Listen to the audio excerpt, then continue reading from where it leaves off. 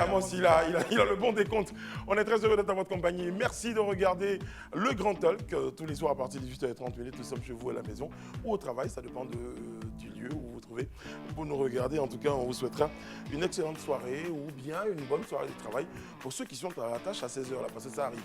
Élisée Moloubé, bonsoir, comment allez-vous? Bonsoir, Brice, je vais très bien et vous-même? Ça va très bien, très bien. Merci beaucoup. Merci de vous en soucier. Vous vous souciez régulièrement de prendre de nos nouvelles. Nous aussi, en retour, on devrait en faire autant. Écoutez, c'est vrai qu'on n'a pas forcément le réflexe, mais qu'une fois au passage, on se rappelle, il faut le faire. C'est gentil, c'est gentil. Je vous porte dans mon cœur, vous imaginez à quel point. Alain, bonsoir, comment ça va? Bonsoir, Brice, ça va. Ça va. J'ai lu quelque part quelqu'un qui disait année de la jeunesse, ou bien. Oui, c'est ça, année de la jeunesse, oui. Et c'était vous. Mais ça va bien. Oui, je provoque en ce moment mes followers sur les réseaux sociaux. Bon, je proclame que je suis jeune quand même. Mais en plus, vous l'êtes.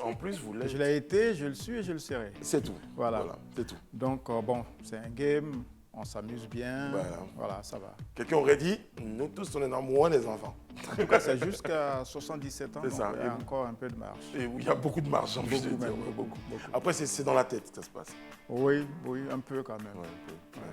Et vous vous sentez jeune? Oui, on est jeune quand on arrive à faire un certain nombre de choses. Et je fais beaucoup de choses que je fier de l'être. Exactement. Alors, c'est notre année. Après, c'est dans la tête. C'est ça, c'est notre année. L'année de notre année. C'est ça. Bon, Isabelle, bonsoir, comment allez-vous? Salut Brice, bonsoir chez vous. Et si pour certains on en doute, mais pour vous, il n'y a qu'à vous voir pour savoir. Elle est jeune. Oui, autant de fraîcheur, autant de beauté, autant d'intelligence, autant de pertinence. Ben, vous êtes jeune. On le proclame. On le je le suis. En plus, après, c'est un état d'esprit, de se sentir jeune. Il y a une célèbre vanne qui disait que un colonel reprochait à un de ses éléments le fait qu'il lève trop le coude. Il lui a dit, si tu bois moins, un jour tu peux être colonel comme moi. Et la réponse du gars était, c'est pas grave, quand je bois, je suis général. Il y a ce qui se passe dans sa tête. Voilà. Bon, on va tout de suite partir pour notre sujet numéro 1. Eh bien, celui-là concerne la santé. Élisée, le panier de soins de la CMU s'agrandit. C'est plutôt une bonne nouvelle. C'est le porte-parole du gouvernement qui l'annonçait. Qu'est-ce qu'on doit retenir de cette annonce? Déjà, il faut retenir que quand on a lancé la CMU, il y avait un plateau de soins qui avait été arrêté déjà, donc que la CMU pouvait couvrir. Maintenant, il y a à la suite du Conseil des ministres, hier, le porte-parole a annoncé que le gouvernement a décidé que ce plateau de soins s'étende avec les spécialités, ce qui n'était pas le cas par le passé. Donc, notamment la cardiologie, la diabétologie, l'anesthésie et la réanimation, qui viennent donc s'ajouter à ce plateau de soins-là, ce large plateau de soins qui est couvert désormais par la CMU. Alors concrètement, pour nos téléspectateurs, on fera un peu de pédagogie. Qu'est-ce que c'est qu'un plateau de soins en rapport avec la CMU et aujourd'hui avec l'entrée des spécialités? Ça veut dire que la CMU, qui est la couverture maladie universelle, cette assurance-là couvrait un ensemble de prestations médicales, parmi lesquelles ne figuraient pas ces soins qui sont des soins de spécialité, comme la diabétologie, la cardiologie, l'anesthésie et la réanimation. Mais nous sommes tous conscients, en tout cas pour nous tous sur le plateau ici, plus ou moins on a eu quand même des parents, ou on a des parents, des amis, des frères qui, bien évidemment, souffrent de ces maladies-là. Donc c'est devenu pratiquement aujourd'hui comme des maladies, des problèmes de santé publique, comme on le dit, ces maladies-là. Donc le gouvernement a estimé qu'on ne pouvait pas ne pas prendre en compte ces spécialités-là, surtout que leur prise en charge même médicale coûte cher par les patients eux-mêmes. Donc le gouvernement a décidé de les inclure dans cette offre de soins générale-là qui est couverte par la CMU. Donc, désormais, ceux-là qui souffrent de maladies cardiaques, de diabète, qui ont besoin d'anesthésie et de réanimation, ceux-là aussi pourraient être pris en compte par la CMU. Très bien. C'est plutôt une bonne nouvelle. Une très bonne nouvelle, en tout cas. Bon, Alain? Oui, c'est une bonne nouvelle, d'autant qu'il y a quelques mois, le débat public était enflammé par le sujet relatif à la CMU. Et beaucoup de personnes indiquaient qu'elles avaient la carte, mais qu'elles ne pouvaient pas accéder à un certain nombre de soins, un certain type de soins. Donc je pense que c'est une réponse que le gouvernement apporte à cette opinion, mais de la façon la plus pratique et concrète. Alors, il y a peut-être eu un lapsus qui n'en est pas vraiment un, parce que les personnes également se plaignaient de ne pas avoir accès à un certain nombre de soins. Oui, c'est ça. Ils existaient, vous avez même dit un type de soins, là on a vu les spécialités. Et puis le type de soins. Le nombre aussi, le type. C'est ça. Donc, je pense que ça va augmenter le nombre d'enrôlés. À date, je crois qu'on est à 3 500 000 enrôlés. C'est ça. Ouais, voilà. Et il y a 2 400 000 cartes qui ont déjà été distribuées, donc je pense que ça va augmenter. Ça va encourager en tout cas les... Un peu de sensibilisation. Comment on fait pour avoir sa carte CMU, Élisée? Ben, c'est juste de se rendre dans une agence de la CNAM, c'est la Caisse nationale d'assurance maladie. Ils ont des agences, c'est juste de se rendre dans ces agences-là et puis ben, de se faire enrôler avec une carte. Et avant, c'était plus facile pour... Bon, je ne dirais pas que c'était plus facile, c'était beaucoup plus ouvert pour les fonctionnaires qui, eux, c'était plus facile de les couper à la base. Là où il y avait un problème, c'était de savoir comment ceux qui ont des métiers libéraux pouvaient être prélevés, pouvaient cotiser, mais à ce niveau aussi, je pense qu'un mécanisme a été mis en place, de sorte qu'en accord, bien évidemment, avec ces personnes-là, on arrive à pouvoir les prélever et leur permettre aussi de bénéficier de la couverture maladie universelle. Donc ça veut dire que si mon voisin qui n'est ni fonctionnaire, qui ne travaille ni dans le privé, par exemple, a envie de se faire enrôler, il va se faire enrôler avec les agents de la CNAM, il voit un peu son revenu, il voit un peu comment est-ce qu'il peut payer. C'est-à-dire on essaie de planifier avec lui, de trouver un mécanisme qui lui permette quand même de participer à cette cotisation sociale-là et donc par ailleurs de bénéficier de cette couverture. C'est combien le prélèvement par mois, vous en savez? C'est 1 000 francs. 1 000 francs. Ouais, c'est donc ça. Ça veut dire que si vous payez 12 000, vous êtes couvert l'année? C'est ça. Ah oui, donc ok, d'accord, bien noté. On a fait un peu de sensibilisation et puis on a fait un peu de communication quand même pour le ministère. C'est ça. C'est gratuit. Celle-là est gratuite. Après, le reste, il faut en discuter avec notre service commercial. Il faut bien qu'on vive. Faut bien qu'on vive. C'est bien de nous parler voilà, du devoir citoyen, des chaînes et tout ça. Mais après, vous avez des budgets. Il faut communiquer, messieurs. Voilà. Moi aussi, je place ça quelque part. Mais en plus, même, c'est un devoir citoyen aussi de communiquer.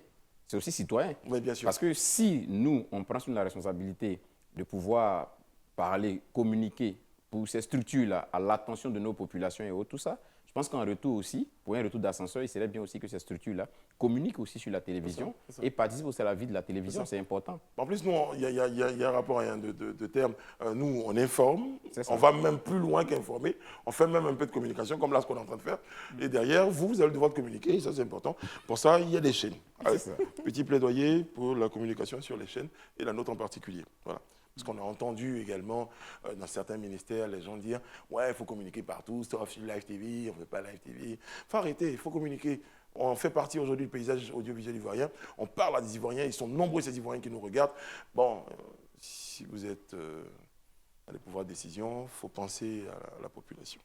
Voilà. Ça fait partie également de, moi je pense, de la redistribution de cette croissance économique-là. C'est la meilleure manière de la redistribuer, mais c'est vous allez loin.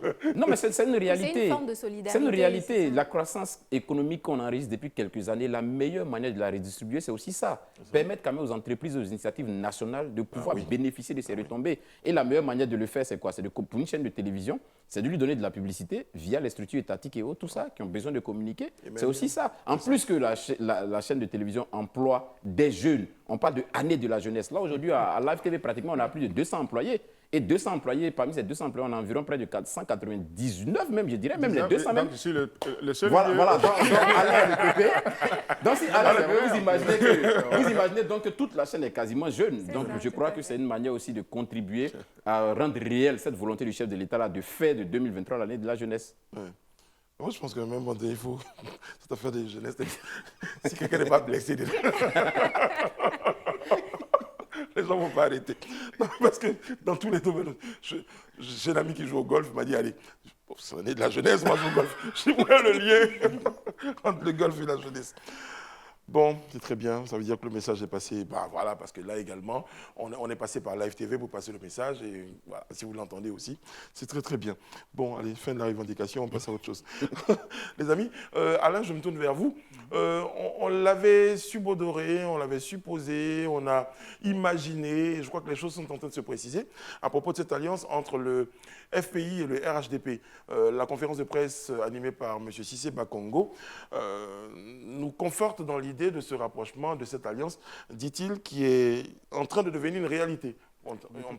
C'est l'annonce qu'il a faite hier au cours d'une conférence de presse où il a passé en revue l'actualité nationale, mais il est surtout revenu sur ce projet d'alliance avec le Front populaire ivoirien de Pascal Affi-N'Guessan. Il a indiqué que ce projet, que cette alliance était en bonne voie. Donc sans doute que cet accord entre les deux parties devrait se matérialiser très prochainement par une séance publique réunissant les principaux responsables des deux ensembles politiques. Et c'est aussi une réponse que M. Bakongo apporte à la rumeur selon laquelle finalement le RHDP aurait renoncé à cette idée, Mais je pense que les tractations continuent, puisque dans la soirée, il me semble qu'une conseillère en communication de M. Pascal Affi-N'Guessan a précisé que les discussions sont en bonne voie, donc corroborant du coup ce que M. Bakongo avait dit un peu plus tôt dans l'après-midi. Très bien. Bon, ben, on va regarder. Et je crois que tout est possible, hein, vous l'avez dit, Isabelle, lors des missions précédentes. Et donc, pourquoi pas un rapprochement FPI-RHDP? Oui, tout à fait. Alors, d'autant plus que là, moi, j'ai envie de dire que ça n'a pas une portée électorale, puisque au niveau du RHDP, par exemple, ils ont quasiment bouclé la liste de leurs candidats sans forcément intégrer, en fait, ceux du FPI. Donc, on a envie de se dire peut-être que c'est pour une vision beaucoup plus longue, peut-être 2025. Ouais. Faites bien d'évoquer, parce qu'il l'a dit, hein, M. Bakongo, cette alliance n'a pas d'enjeux électoraux. C'est ça, tout à fait. Mais il a quand même précisé aussi que le choix des candidats aux prochaines élections se ferait par le présidium. Rester à l'appréciation du présidium, donc dans du choix des candidats. Quelques jours, quelques semaines. Donc, mais je pense que déjà dans le fief de M. Pascal Affi-N'Guessan, il y aura un véritable arbitrage, puisque lui-même, il sera certainement candidat à sa réélection. Et le RHDP a semblé déjà positionné un adversaire de poids. Donc, on verra bien ce que donneront les discussions entre les deux parties. Sur l'article, hein, mais excusez-moi, dire que l'Alliance n'a pas une vocation électoraliste, bon, je pense que là, c'est très politique. Oui, voilà, il faut arrêter aussi. Voilà. Sinon, quel objet, quel intérêt aurait ce rapprochement entre le RHDP et le FPI? C'est la gestion de la chose, en fait. Je veux dire, des populations, enfin, la gestion du développement au niveau de différentes localités. Oui, mais pas forcément pour gagner, en fait. Oui. Ah c'est politique, mais pas électoraliste. Bon, voilà, disons, c'est ça, politique, pas électoraliste, c'est ça. Moi, ce que je veux quand même relever, c'est qu'il y a quand même un fait important, si ça se concrétise plus tard, c'est le fait que celui qui était un adversaire du RHDP aujourd'hui va faire route commune avec ce parti. Contre ses amis d'hier. Voilà. Et de la même côté, le président Ouattara, qui avait quand même réagi, on a vu en octobre-novembre, d'une certaine façon vis-à-vis de M. Pascal Affi-N'Guessan, accepte que M. Affi vienne vers ce parti qu'il dirige. Donc, en Côte d'Ivoire, en fait, je pense que les acteurs politiques ont cette capacité de résilience aussi, parce que les uns et les autres ont quasiment subi à tour de rôle des réprimandes des uns et des autres, mais dans un intérêt qu'ils connaissent, ils ont parfois cette capacité à choisir le moment pour marcher ensemble. Après, il faut regarder aussi, il faut saluer, je pense, la capacité de stratégie du RHDP qui a réussi à, vous me direz si j'ai tort ou raison, a réussi à récupérer, vous parlez tout à l'heure d'un mécontent, d'une amitié de circonstances, parce qu'on le sait, hein, parce que Affi-N'Guessan est sorti très mécontent de son alliance avec EDS à l'époque, où déjà il n'était pas forcément invité aux réunions, et après on a vu ce qui s'en est suivi, et le pauvre, il se retrouvait là dans une situation où il prenait ses positions, le RHDP a dû lui tendre une perche, il a dû se dire, bon, pourquoi pas. Et il fait le bon choix. Ils font le bon choix. Et pardon, il fait le bon choix parce que je pense que dans son discours, il a toujours parlé de l'intérêt supérieur, hein, donc l'intérêt national, la Côte d'Ivoire avant tout. Et on ne peut pas faire l'injure à Pascal Affi-N'Guessan d'être forcément dans un calcul, je veux dire, tactique ou stratégique. Je pense qu'aujourd'hui, le bilan, l'action du gouvernement plaide à ce que lui, Pascal Affi-N'Guessan, se reconnaisse dans le travail qui est fait. Et l'autre fois, on avait parlé des idéologies il y a quelques semaines. Je disais que tout cela avait disparu, en fait, aujourd'hui. Quand j'entends la gauche dans nos débats, bon, moi, je souris parce que ça n'a plus aucun sens. Quand vous regardez la politique du gouvernement, quand on a les filets sociaux, quand on revient... Le programme social gouvernement, voilà, on est très social, on est très socialiste à la base. Pour un président qui était présenté comme étant un peu le paragon du libéralisme. Donc, je veux dire, tout ça, ce sont des mots, des concepts. La finalité, c'est qu'est-ce qu'on fait pour la Côte d'Ivoire? Si demain, le président Bédié et le président Ouattara estiment qu'ils peuvent encore remarcher ensemble pour bâtir la Côte d'Ivoire, moi, je ne trouverais franchement aucun problème. Mieux. Voilà, je pense que l'intérêt, c'est la Côte d'Ivoire. C'est la Côte d'Ivoire, c'est le bonheur des Ivoiriens. Voilà. Bon, et puis un petit côté quand même, hein, M. Bakongo, il a un petit mot pour l'opposition, je vais dire. Nous avons une opposition qui n'a plus rien à faire plus rien à dire face au travail du président Ouattara. C'est une opposition désespérée, le PPACI de Nadi Bamba et des autres. J'ai souri. Le PPACI, il appartient à Nadi Bamba? Non, je Ça, pense il que c'est une personnalise pique. un peu. Voilà, c'est une pique qu'il a voulu lancer. Après, il faut savoir que la conférence de presse était très attendue, surtout pour les militants du RHDP. Depuis sa nomination en août 2022, c'était vraiment sa première sortie, quand je parle du secrétaire exécutif Bakongo, c'est sa première sortie en fait médiatique. Donc tout le monde vraiment attendait ses propos. Donc il a fait un peu le tour de l'actualité internationale, nationale et aussi au niveau de la vie du parti, en parlant donc de la restructuration du RHDP. Mais surtout le point saillant, c'était vraiment la liste des candidats pour les élections locales à venir. Donc pour ce coup-là, il a dit que le président était encore en train de réajuster certaines positions. Là, Très bien. Juste un dernier point. Là où, quand même, je marque à la fois ma surprise et une forme de désaccord avec M. Bakongo, c'est quand il commente l'intrusion des militants du RHDP au domicile d'une militante du PPACI. Il estime que nous sommes en démocratie. Et je pense que pour moi, c'est quand même une forme de dérapage verbal. On ne peut pas mettre sur le compte de la démocratie la violation du domicile d'un citoyen. Voilà. Seule la police, sur ordre de la justice, peut se rendre au domicile d'un citoyen selon les horaires prévus, mais pas des militants. Fussent-ils outragés, choqués par les propos de cette dame-là. Donc je pense qu'en tant que responsable politique aussi, on doit tenir le discours qui appelle à l'apaisement et qui amène nos supporters ou leurs supporters à avoir la bonne attitude. Autrement, demain, n'importe qui ira au domicile d'un responsable politique au nom de la démocratie. Et je ne pense pas que ce soit ce type de propos qui convient de tenir dans le contexte actuel. Oui, ce qu'Alain dit est d'autant plus important que sur la convocation qui annonçait, ou du moins la note d'information qui annonçait la conférence de presse, il avait été dit que l'un des sujets qui allait être évoqué lors de la conférence de presse, c'était la vie du parti et l'animation du parti. Avec ce qu'on a pu entendre en filigrane, une forme de recadrage. Voilà,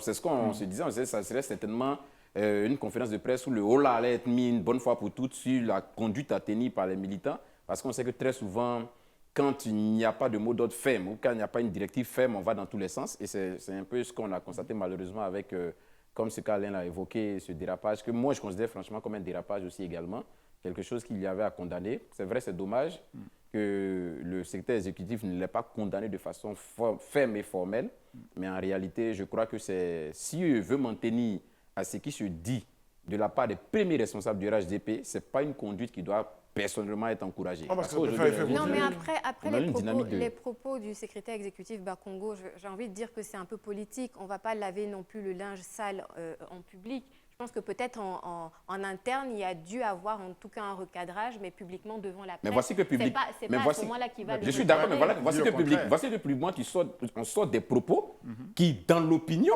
ne peuvent pas être bien accueillis quand on regarde la philosophie du parti. Parce que quand vous dites que c'est de l'ordre, comme Alain l'expliquait, c'est de l'ordre de la démocratie. Non, la démocratie est régie par des règles. Est-ce parce que c'est la démocratie que quelqu'un peut se permettre aujourd'hui d'entrer comme il veut dans le siège d'un parti politique, faire ce qu'il a envie de faire au nom de la démocratie? Ce que vous estimez, c'est que si M.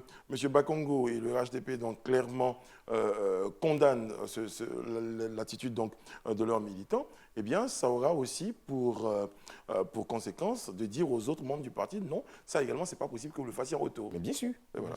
Bien sûr. Okay.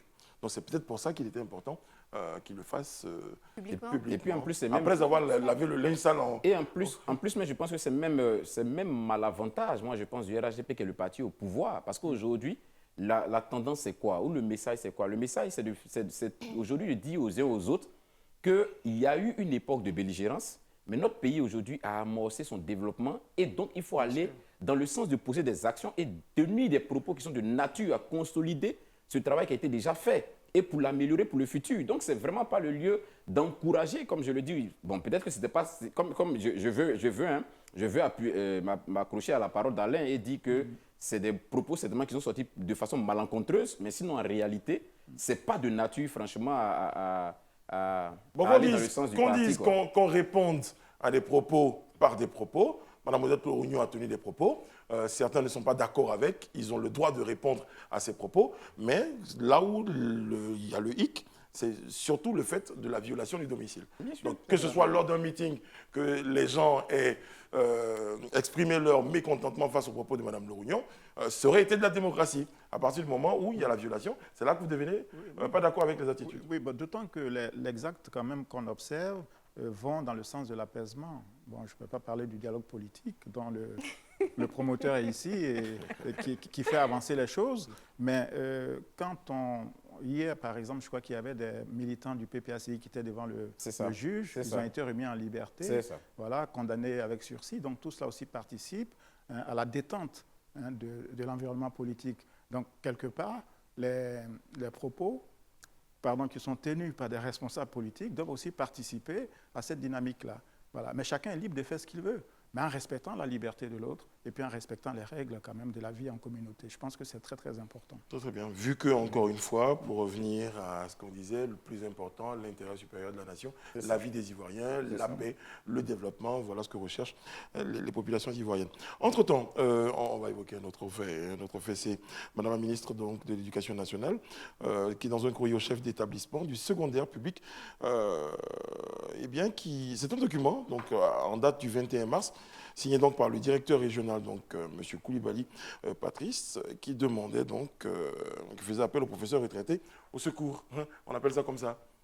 Oui, c'est ce qu'on a lu. Vraiment, il faut dire que je me rappelle qu'on a même partagé dans le groupe ce courrier-là quand on l'a vu passer. Et moi-même, l'une de mes premières interrogations, j'ai dit c'est une blague, c'est pas possible. Parce que déjà, moi, j'estime que l'État fonctionne sur la base je dirais, d'une organisation. Planification. D'une planification, certes, mais d'une organisation.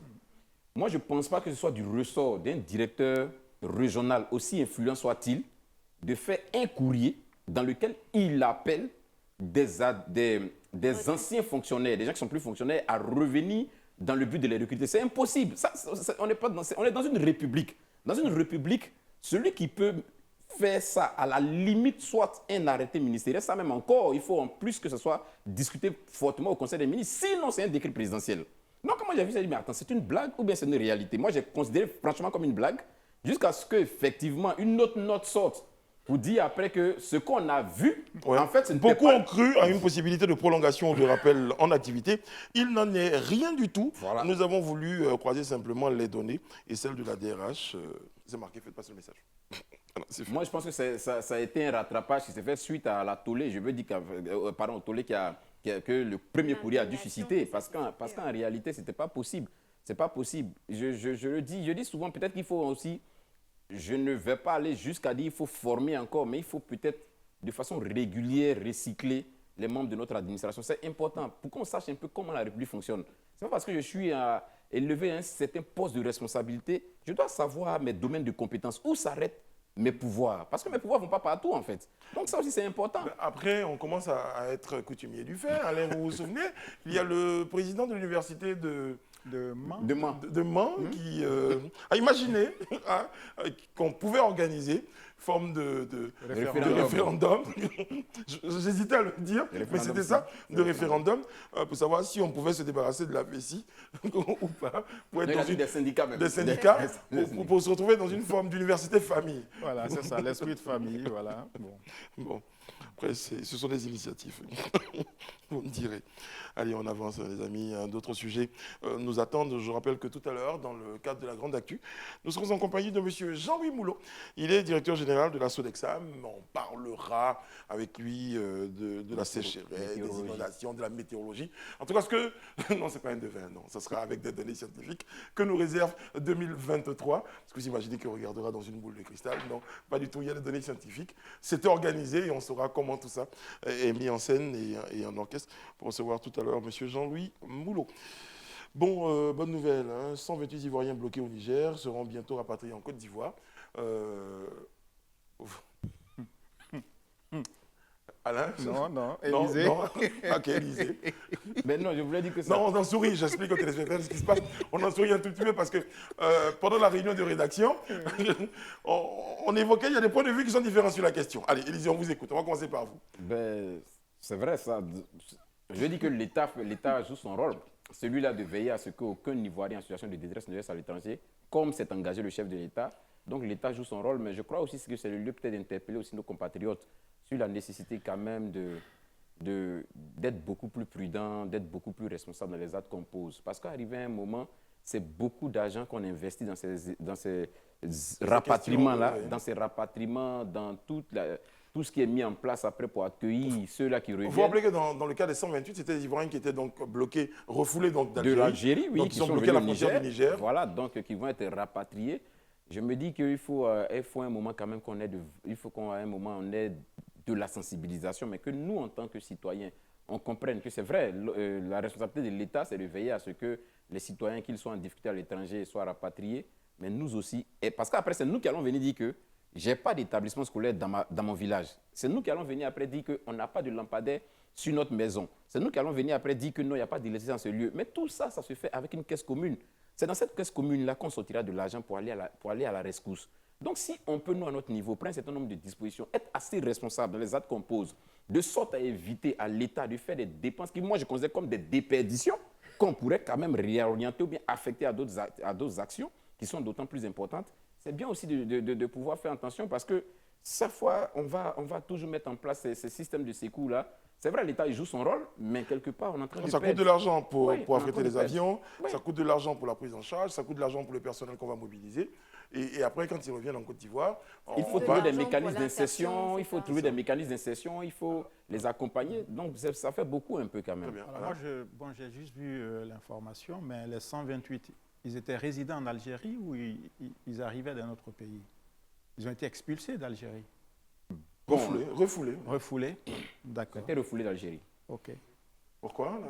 Non, je voulais aussi savoir, parce que finalement, c'est une tendance lourde avec les pays du Maghreb, où les subsahariens ne sont pas les bienvenus. C'est ça. Voilà, bon, ils ne sont peut-être pas en situation régulière, soit, mais bon, je pense qu'il y a aussi des mécanismes pour intégrer des illégaux dans des pays. Il ne faut pas que ce soit la règle.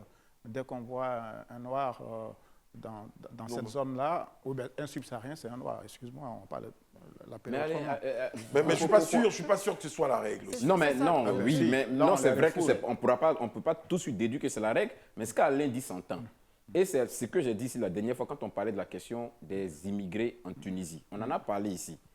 Je dis que si l'Union africaine ne tape pas du poing sur la table, ne prend pas des décisions fermes, ne convoque pas même un sommet extraordinaire pour interpeller le président Kais Saïed et l'ensemble de ces personnes-là qui s'adonnent à cette pratique-là, ça risque d'être contagieux pour les autres. Et c'est ce qu'on à quoi on assiste. Bien sûr. Vous verrez que les prémices sont là. Hein. Les prémices sont là. On fait semblant de ne pas voir. Mais tout le monde, moi ce matin, j'ai échangé encore avec des gens qui viennent d'arriver du Maghreb il n'y a pas longtemps, qui ne viennent même pas de Tunisie, mais de d'autres pays même, dont on n'imaginerait même pas. Mais qui aujourd'hui disent qu'ils traversent des moments, ils sont face au racisme en réalité, sur ces territoires-là. Donc c'est des choses qui existent réellement. Mais si dès maintenant, on ne tape pas du poing sur la table, on n'attire pas l'attention, on ne sonne pas l'alerte, on va être surpris. Quand ça va commencer à se généraliser partout, ça sera beaucoup plus difficile après. Là, aujourd'hui, on peut quand même affréter des avions pour aller chercher des gens en Tunisie. Mais supposez que ça devient général en Tunisie, en Algérie, au Maroc, en Égypte, partout. pourra pas. Mais le gouvernement a quel moyen pour pouvoir, même si avec sa pourra pas bonne volonté de contenir pouvoir tout gérer ça, tout ça, bien ce sera sûr. compliqué. Bien sûr. Non, c'est maintenant là qu'il faut commencer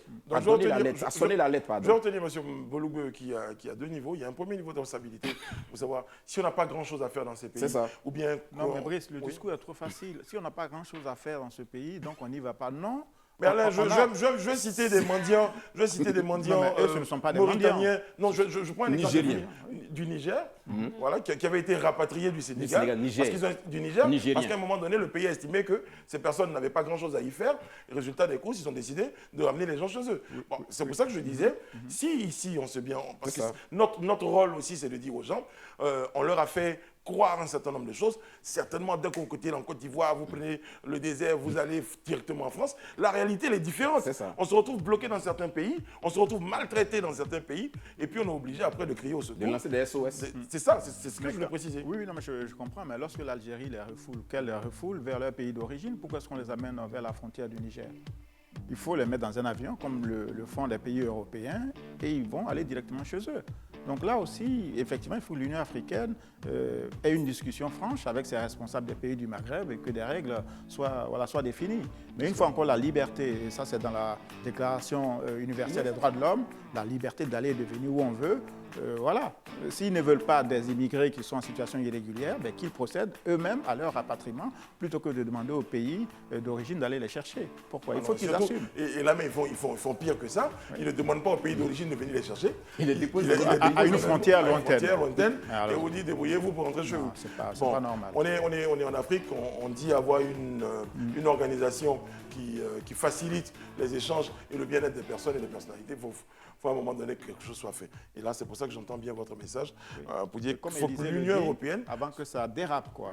Il faut que l'Union européenne, l'Union africaine... C'est un lapsus révélateur? Aussi, oui, non, je sais, parce qu'à un moment donné, certains ont évoqué des pressions de l'Union européenne sur ces pays du Maghreb. Bien sûr. Voilà, c'est vrai, tout à fait. C'est vrai. C'est ce qui s'appelle le truc du chat. Allez, c'est bien rattrapé, allez à la pub. On va à la pub, à tout de suite. Nous sommes de retour sur le plateau du Grand Hall, qui nous a rejoint sur notre plateau. Monsieur Jean-Louis Moulot, je disais directeur général de la Sodexam. Bonjour, monsieur le directeur général. Bonjour. Comment allez-vous? Très bien, merci. Bonne année. Merci à vous également. Oui, parce qu'on va parler cette année 2023. Alors, pour nos téléspectateurs, enfin, toujours un petit point de pédagogie. On présente un tout petit peu la Sodexam à nos téléspectateurs, pour ceux qui n'ont pas l'information. Eh bien, la Sodexam est la structure de l'État de Côte d'Ivoire en charge de la gestion des aéroports, de la météorologie et également de la médecine aéronautique et aéroportuaire. Nous avons donc 3 domaines d'intervention principaux. Très bien. Moi, je crois que le domaine qui m'intéresse, c'est la médecine aéronautique et aéroportuaire. Aéroportuaire, disons, j'y arrive. Très bien. Qu'est-ce que c'est? Alors, comme vous le savez, tous les personnels navigants, les pilotes, les hôtesses de l'air et d'autres personnels qui interviennent dans les métiers de la navigation aérienne sont soumis à des contrôles médicaux réglementaires obligatoires, périodiques. Et donc, la Sodexam dispose à cet effet d'un centre d'expertise au sein duquel on retrouve donc des médecins formés dans la spécialité médecine aéronautique et aéroportuaire qui peuvent donc assurer ces examens et le suivi de ces personnels spécifiques. Ce centre-là est l'un des seuls dans l'espace UMOA et aujourd'hui nous travaillons à le faire certifier pour en faire le centre de référence de l'UMOA. C'est plutôt une bonne nouvelle. Absolument. Belle perspective. Élisée? Comme monsieur le directeur général, l'une des raisons de votre présence sur ce plateau, c'est qu'on célèbre aujourd'hui la Journée mondiale de la météorologie. Et selon mes lectures, le thème retenu cette année, c'est l'avenir du temps, du climat et de l'eau à travers les générations.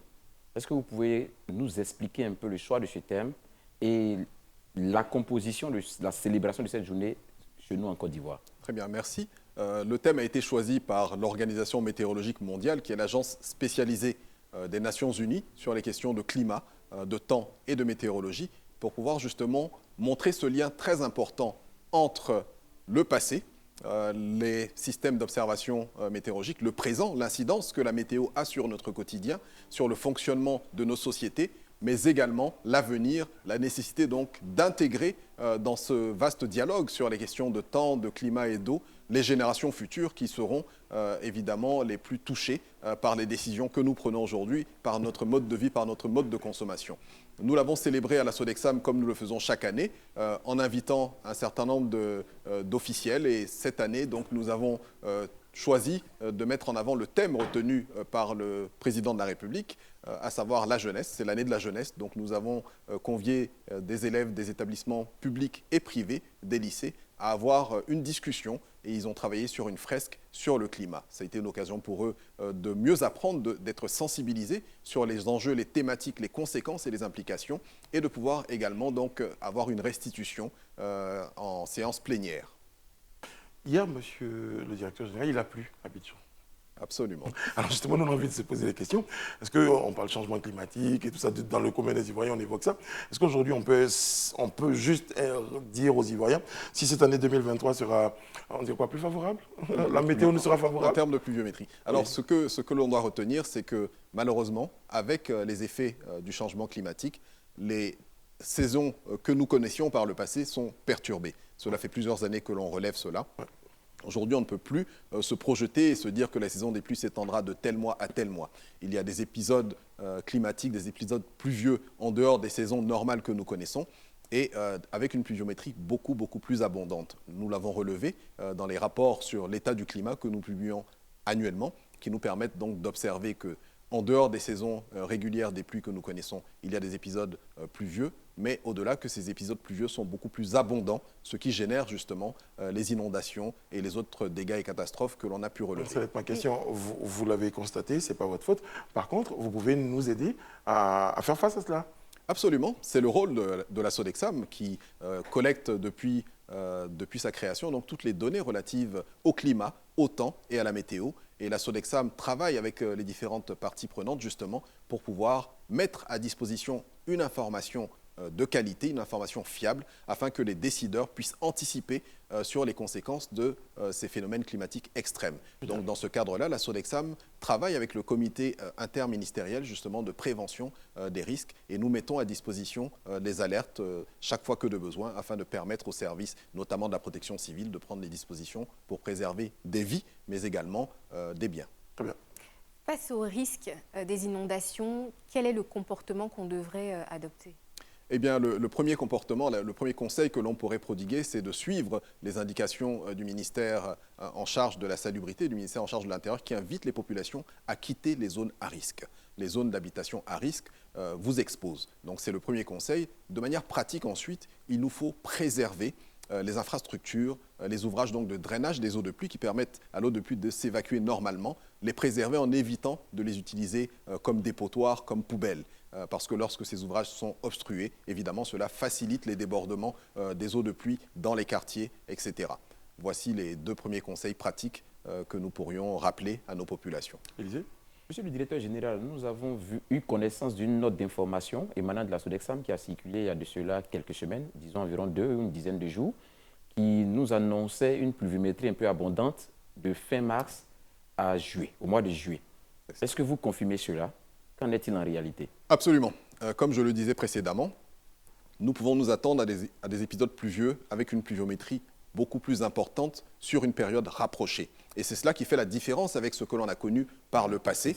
Les saisons des pluies étaient bien étendues dans le temps, dans la durée, ce qui permettait donc aux ouvrages destinés à recevoir ces eaux de pluie de jouer leur fonction, leur rôle et de réceptionner ces eaux de pluie, de les évacuer. Aujourd'hui, vous pouvez avoir des épisodes pluvieux qui vont concentrer une pluviométrie importante que l'on peut observer sur une semaine par exemple. Donc la pluie qu'on aurait eue sur une semaine, on peut l'avoir en 24 heures. Il peut pleuvoir sans discontinuer toute une nuit sur 24 heures. Évidemment, les ouvrages sont dimensionnés pour pouvoir collecter une certaine quantité de pluie. Et lorsque on excède cela conduit aux catastrophes que l'on a pu relever. Donc cette année, il y aura beaucoup de pluie. De mars il y aura à des pluies abondantes, évidemment, telles que nous l'avons mentionné dans la note d'information. Et malheureusement sur des périodes très rapprochées. Donc les dispositions utiles, évidemment, sont prises par les autorités en charge, puisque nous communiquons toutes ces informations-là aux différents ministères qui sont concernés. Voilà. Monsieur le directeur général, vous l'avez dit, vous êtes en charge des prévisions météo. Je voudrais savoir de quelle façon ces prévisions météo se mettent-elles au service de l'économie. Est-ce que vous avez un dialogue avec les acteurs économiques? Et si oui, comment se déploient ensuite les recommandations que vous auriez à faire? Très bien, merci de votre question qui nous permet justement de mettre en lumière l'un des rôles insuffisamment connus de la Sodexam, puisque la vocation de notre structure en tant que système météorologique national est évidemment de préserver des vies, des biens, de mettre à disposition une information stratégique pour le décideur, mais également d'accompagner le développement de notre économie. Et comme vous le savez, l'économie de notre pays repose essentiellement sur l'agriculture. Nous avons donc un dialogue constant depuis de nombreuses années avec le monde agricole, pour ne citer que ce secteur d'activité économique. Nous avons un partenariat avec différentes filières agricoles et nous mettons à disposition des informations sur mesure pour faciliter justement le travail de ces personnes dans le monde agricole. Nous avons des conventions de partenariat avec différentes filières qui nous permettent donc de travailler avec eux pour mieux apprécier leurs besoins, leur mettre à disposition une information utile qui leur permet de mieux apprécier la période de semis, la période de récolte et d'adapter leur mode de production au changement climatique que l'on connaît. Donc il y a un travail qui se fait évidemment avec ces secteurs-là de l'économie. Est-ce que votre déploiement épouse un peu la carte administrative? Est-ce que vous avez des démembrements dans les régions pour vous rapprocher du terrain, notamment des agriculteurs? Tout à fait. La Sodexam est présente sur l'ensemble du territoire national. Nous avons un réseau de 14 stations météorologiques, une centaine de pluviomètres, des stations agrométéorologiques. Pour revenir sur votre question tout à l'heure, nous en avons une centaine également sur le territoire qui sont des stations qui vont collecter des données spécifiques aux besoins du monde agricole. Mais nous travaillons donc à moderniser notre outil météorologique national et c'est dans ce cadre-là que nous avons pu, avec l'appui du gouvernement, obtenir un prêt de 18 milliards de francs CFA qui nous permet de mettre en œuvre la première phase de notre vaste projet de modernisation de la météo nationale. Au terme de ce projet, nous aurons dans un horizon de 2 ans un centre national d'alerte et de prévision que nous voulons à vocation régionale. Nous allons disposer également d'un radar météorologique pour la partie sud de la Côte d'Ivoire. L'ambition dans la deuxième phase du projet, qui nécessite un financement de 12 milliards, est d'avoir un deuxième radar qui permettra de couvrir la partie nord du pays. Juste une petite relance. Est-ce que ce travail qui est scientifique ne bute pas parfois sur des croyances, notamment dans les zones rurales? Est-ce que les parents croient aux prévisions météo, à ce que vous avez dit tout à l'heure, les saisons, etc. Comment est-ce que vous arrivez à gérer cela? Alors, ces croyances que vous évoquez fort à propos ne concernent pas que le monde rural, malheureusement. Nous avons un scepticisme général des populations quant aux données météorologiques qui sont fournies par la Sodexam. Alors, ce que je voudrais indiquer, il est important de savoir, puisque nous faisons une auto-évaluation et nous sommes évalués par ailleurs par d'autres organismes. Je veux mentionner d'ailleurs que la Sodexam, au niveau de la météorologie nationale, est certifiée ISO 9001 version 2015. Et nous venons d'obtenir le renouvellement de ce certificat qui atteste donc de la qualité de nos procédures, de nos méthodes et du produit qui est mis à disposition des usagers. 85% des informations météorologiques fournies par la Sodexam sont fiables. 85% des prévisions. Pour les pays les plus avancés, je ne citerai que le cas des États-Unis, nous sommes à 90% de fiabilité.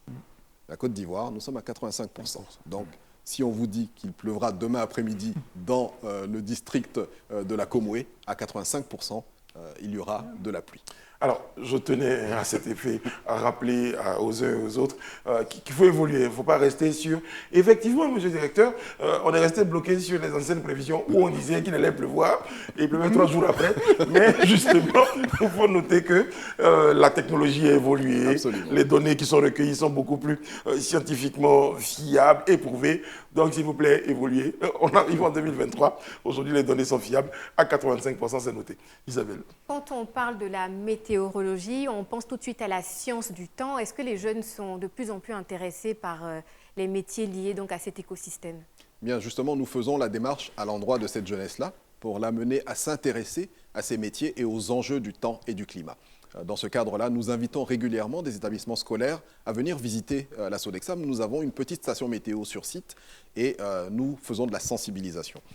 Au-delà de cela, lorsque nous avons des événements de portée nationale ou internationale, tels que la Journée météorologique mondiale, nous veillons toujours à associer les établissements scolaires, comme nous l'avons fait ce matin en recevant quelques dizaines d'élèves des établissements publics et privés, afin de les sensibiliser justement sur ces métiers-là, mais sur les enjeux du temps et du climat. Cela fait partie donc de nos missions. Je veux dire, l'écosystème même de formation actuel en Côte d'Ivoire permet de pouvoir pallier la demande que vous aurez en termes de métier. Est-ce qu'il y a une filière? Voilà, est-ce qu'il y a une filière en fait? Alors non, les ingénieurs météo sont formés dans une école régionale qui est basée à Niamey au Niger. Donc l'ensemble des pays se sont mis d'accord pour pouvoir constituer un seul centre de formation pour ces métiers-là, la navigation aérienne et la météorologie. L'ASECNA, sous l'égide de l'ASECNA ou... Exactement, cette école donc relève de l'ASECNA.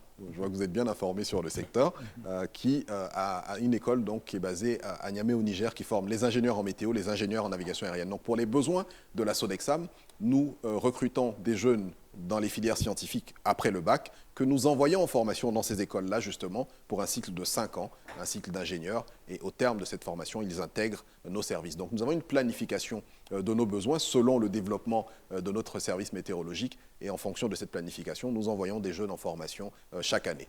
Au moment où je vous parle, nous avons quelques jeunes qui sont en formation justement dans cette école, qui est l'école africaine pour les métiers de l'aviation civile. Je peux vous dire que... Oui, allez-y, Isabelle. Non, c'est juste pour savoir s'il y a un cadre de collaboration avec, par exemple, le ministère de la formation professionnelle et votre structure pour avoir une effectivité, en fait, de ces types de formations en Côte d'Ivoire.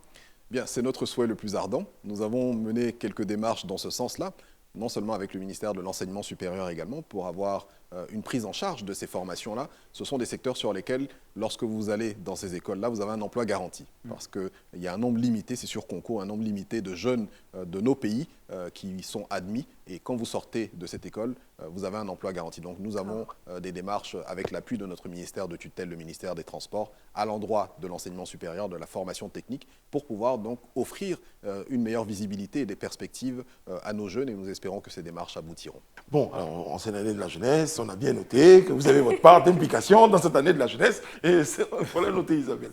C'est bien noté. Monsieur le directeur général, moi j'ai une question à deux volets. La première, déjà, c'est de savoir, aujourd'hui c'est vrai, hein, tout le monde fait le constat, les prévisions météorologiques deviennent de plus en plus précises. À 85%. Voilà, c'est ce que je dis, 85% devient de plus en plus précis par rapport à quand même des années en arrière. Oui, c'est dû à quoi en réalité? Qu'est-ce qui a été fait pour qu'on y arrive?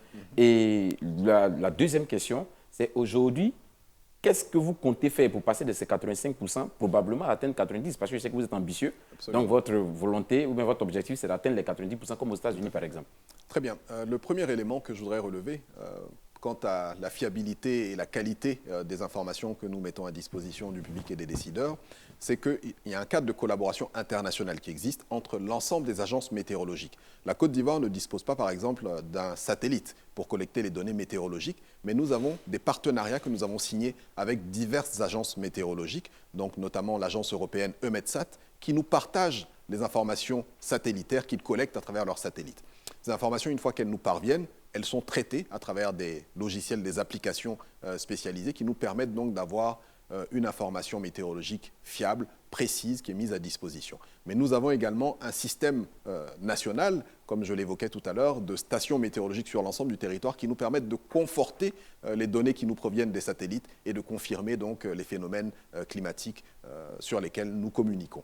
Alors, en termes d'ambition, bien évidemment, nous souhaitons, notre ambition est d'être la structure de référence en Afrique de l'Ouest et du Centre pour la météorologie.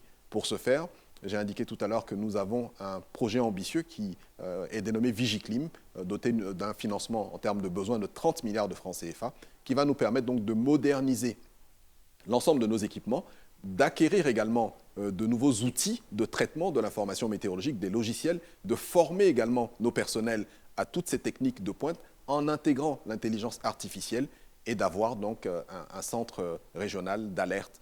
Voici l'ambition que nous avons et nous sommes bien engagés avec une première tranche de 18 milliards de francs CFA qui a pu être mobilisée et nous sommes dans la phase opérationnelle de ce projet à ce jour. On va aborder, juste après le point d'Alain, on va aborder la question des aérodromes parce que j'ai une question, la météo intervient également dans la navigation aérienne. Absolument. On en parlera tout à l'heure. Très rapidement, monsieur le directeur général. Dans quelques mois, la Côte d'Ivoire accueille la CAN entre janvier et février. Est-ce que vous avez déjà consulté vos oracles satellitaires pour savoir le temps qu'il fera à cette période-là? Eh bien, à 85%, bien sûr. Tout à fait. Eh bien, le mois de janvier est un mois propice à ce type de compétition-là. Et je crois que cela a certainement été pris en compte également par la Confédération africaine de football pour pouvoir arrêter les dates de la compétition. Donc, je peux vous indiquer que cette période-là, janvier-février, est propice absolument. Mais au-delà de cela, ce que je veux indiquer, c'est que des dispositions sont prises pour pouvoir assurer une bonne couverture en termes de mise à disposition d'informations météorologiques pour le déroulement de cette compétition. Nous avons signé un accord de partenariat stratégique avec une agence météorologique d'un pays dit développé qui a l'habitude donc d'établir des bulletins de prévision pour les grands événements sportifs. Pour les grands événements sportifs, ils ont assisté le Qatar dernièrement et c'est avec cette agence météorologique internationale que nous travaillons sur la CAN et nous allons acquérir des équipements spécifiques, des stations météorologiques mobiles sur chaque site de match. Donc à Korogo, à Exactement. Boaké. Sur chaque site de match, nous aurons une station météo mobile, ce qui va nous permettre d'être le plus fiable possible dans la mise à disposition de l'information et suffisamment en amont. Merci. Ce qui est important, il faut signer, c'est que vous mettez à disposition les informations que Dame Nature veut bien nous communiquer. Parce que souvent, c'est possible de constater même qu'une information première nous dit il peut ne pas pleuvoir, et puis à un moment donné, ça peut changer. Absolument, parce que la météo, c'est l'observation du temps et du climat. Et donc ces phénomènes-là vous n'influez pas sur ces changements. Exactement, peuvent évoluer très rapidement. Et nous essayons d'adapter à chaque fois que... Je le dis, hein, parce que la VAR peut nous dire, Monsieur Moulot était sur le plateau, il a dit qu'il n'allait pas pleuvoir en janvier, c'est pas la pluie qui est là. Absolument, absolument. Selon les prévisions que nous avons, effectivement, C'est ça. en janvier, c'est une période propice Il a dit et propice, nous allons donc continuer on retient à le suivre. terme. Absolument. Voilà, je voulais vous dédouaner, parce que très tôt, d'avance. la VAR allait être compliquée. Bon, la dernière fois qu'on vous avait sur le plateau, on évoquait la question des aérodromes. Si mes souvenirs sont bons, il y a 15 aérodromes en ce moment, opérationnels en Côte d'Ivoire. C'est cela. D'accord. Opérationnels, pour des vols réguliers, pour des vols comme... Tout à fait. Ok. En termes d'aérodromes qui accueillent des vols commerciaux, nous en avons 5. 5. Plus celui de Yamoussoukro, qui est un aéroport à vocation administrative plutôt. Et nous avons des aérodromes qui ont des pistes non revêtues, donc des pistes en latérite. Mais les 5 principaux aéroports qui ont des pistes revêtues, vous avez Korogo, Bouaké, Man, Odiéné, San Ils Pedro. peuvent accueillir tout type d'appareils. Il y a des limites. Parce Alors, qu'il y a souvent des appareils qui ont besoin de je ne sais pas combien de kilomètres pour se déployer avant Absolument. le stationnement. Alors nous avons 2 aéroports, en dehors de celui d'Abidjan, qui ont les caractéristiques d'un aéroport international selon les infrastructures qui existent. Donc ce sont les aéroports de Yamoussoukro et de Bouaké. Mais il faut indiquer que, faute d'investissement durant les années passées sur ces aéroports-là, les équipements se sont quelque peu dégradés et nous sommes engagés donc dans un vaste programme de modernisation de nos aéroports qui a démarré. Nous avons installé un système d'aide à l'atterrissage à l'aéroport de Bouaké. Nous sommes en train de moderniser les aéroports de Korogo, de San Pedro. Si vous vous y rendez, vous vous rendrez compte que de nouvelles aérogares sont en construction. Et nous avons engagé, avec l'Organisation de l'aviation civile internationale, la procédure pour pouvoir certifier l'aéroport de Bouaké comme 2e aéroport international de notre pays, notamment dans le cadre de la CAN que vous évoquiez, mais également pour des raisons de souveraineté évidentes. Un pays ne peut pas fonctionner avec un seul aéroport international. En cas d'incident sur cet aéroport-là, ça signifie que l'espace aérien serait fermé. Et pourquoi vous ne le faites pas pour Yamoussoukro, qui est quand même un aéroport qui a accueilli aussi des personnalités? Alors, Oui, c'est la question que j'allais nous poser devons aussi. fonctionner en prenant en compte le critère budgétaire. Donc, en termes de priorité, en accord avec le ministère des Transports et le ministère de tutelle, c'est l'aéroport de Bouaké qui a été retenu et qui sera un aéroport qui sera utilisé dans le cadre de la CAN. Yamoussoukro vient dans un second temps. Nous avons pour ambition, évidemment, de faire de Yamoussoukro le 3e aéroport international de notre pays. Et des travaux devraient être engagés très, très prochainement avec l'appui du ministère des Transports sur Yamoussoukro également, cette année même, sur Bouaké de même. On va faire notre petit midi-première, hein, monsieur le directeur général, pour revenir à la journée de la météorologie. Et qu'est-ce qui est prévu en termes d'activité? C'était aujourd'hui. Pour la C'était journée aujourd'hui. météorologique Voilà, mondiale. qu'est-ce qu'on a commencé à dérouler? Alors, nous avons eu un panel sur la thématique, justement, le temps, le climat L'avenir et du l'eau, temps, l'eau, à c'est travers ça. les générations, Les générations. en impliquant, comme je l'indiquais, des jeunes des collèges et des lycées. Nous avons également eu des activités décentralisées, notamment sur nos sites d'Adiaké, où nous avons une station météorologique de Bondoukou. Nous avons eu des journées portes ouvertes pour sensibiliser le public sur les enjeux du temps et du climat. Très bien. Il nous reste quelques minutes et on a le temps d'évoquer un peu. Comment va Bassam? Très très bien. Directeur, je rappelle que vous êtes également maire de Bassam. Absolument, Bassam se porte bien, mais si vous le permettez, pour conclure sur la question du temps, du climat, de la météorologie, je voudrais indiquer que les Ivoiriens peuvent être fiers de leur système météorologique national. Je voudrais mentionner également que le directeur de la météorologie nationale est le président sortant de la région Afrique de l'Organisation météorologique mondiale. Ça veut dire qu'il a été élu par l'ensemble des pays africains pour présider aux destinées de cette organisation. Aujourd'hui, il ambitionne, avec la caution du gouvernement, d'être élu au prochain congrès qui se tiendra à Genève au mois de mai, au poste de premier vice-président de l'Organisation météorologique mondiale. Il a bénéficié de la caution du gouvernement, mais également de l'ensemble des pays du continent africain. Lors du dernier sommet de l'UA à Addis Abeba, l'ensemble des pays africains ont endossé la candidature de notre compatriote. C'est un motif de fierté et nous devons tous le soutenir. C'est cela. Pour en revenir à Grand Bassam, Grand Bassam se porte bien. Nous avons engagé il y a 4 ans un programme de transformation progressive de notre ville. Ça a commencé par des actions pour renforcer la cohésion sociale et resserrer le tissu social. Nous avons eu un séminaire sur la cohésion sociale avec le PNUD qui nous a permis de jeter les bases justement de ce vivre ensemble. Et nous avons également engagé des chantiers sur tous les domaines de compétences des collectivités locales, éducation, santé, culture, tourisme, etc. Très bien. 2023, vous serez candidat? C'est le souhait de mes concitoyens de Grand Bassam, mais j'ai noté que lors du dépôt des candidatures au sein de ma formation politique, j'étais le seul à avoir posé ma candidature, ce qui me permet de dire que même au sein de ma formation politique, mes collègues et mes amis sont satisfaits du travail qu'ensemble nous avons fait et nous entendons poursuivre cette mission. Alors récemment, vous avez honoré Alpha Blondy. Tout à fait. Bon, les médias en ont parlé, mais est-ce que vous pouvez nous redire ici le sens de cette célébration? Grand Bassam, comme vous le savez, est la capitale des arts et de la culture. Grand Bassam est la ville de tous les grands rendez-vous artistiques et culturels. Et Alpha Blondy est un des acteurs du développement de la culture, d'abord au plan international, national, mais au plan local. Vous vous souviendrez qu'il avait initié un festival de musique à Grand Bassam et qu'il a des intérêts sur lesquels je ne m'étendrai pas dans notre cité. Donc nous avons considéré qu'une telle figure nationale et internationale qui nous fait l'honneur de porter Grand Bassam dans son cœur méritait d'être honoré. Et nous avons, avec son accord, donc organisé cette sympathique cérémonie pour pouvoir célébrer cette icône vivante. Très bien. Merci. Monsieur Jean-Louis Boulot, merci d'avoir été en notre compagnie. Je rappelle, vous êtes directeur général de la Sodexam. Puis bon, pour les téléspectateurs qui n'ont pas compris, vous êtes également maire de Grand Bassam. Absolument. C'est très bien. Merci d'avoir été ce soir sur notre plateau. On marque une pause, on se retrouve juste derrière pour la suite du Grand Talk. Merci beaucoup.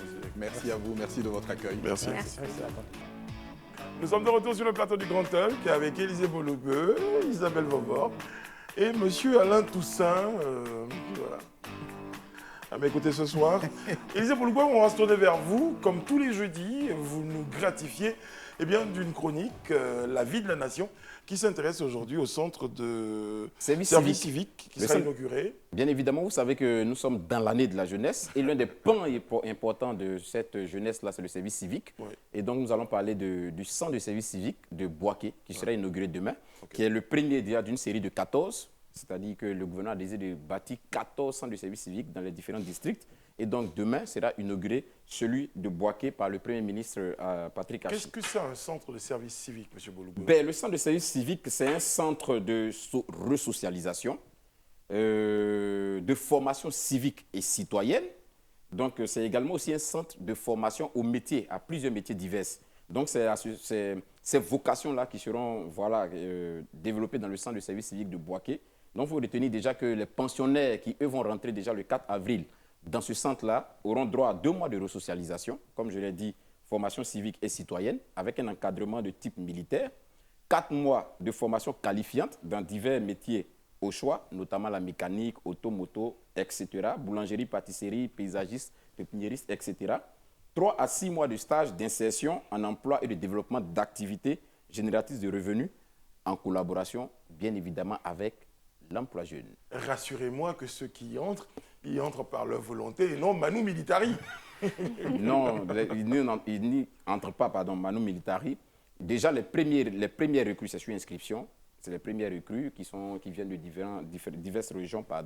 Maintenant aussi, il y a pour des besoins d'éducation, comme on a eu le cas, par exemple, avec les congés anticipés, que le gouvernement prenne des mesures vraiment pour que les récalcitrants soient répertoriés, donc envoyés dans ces centres-là.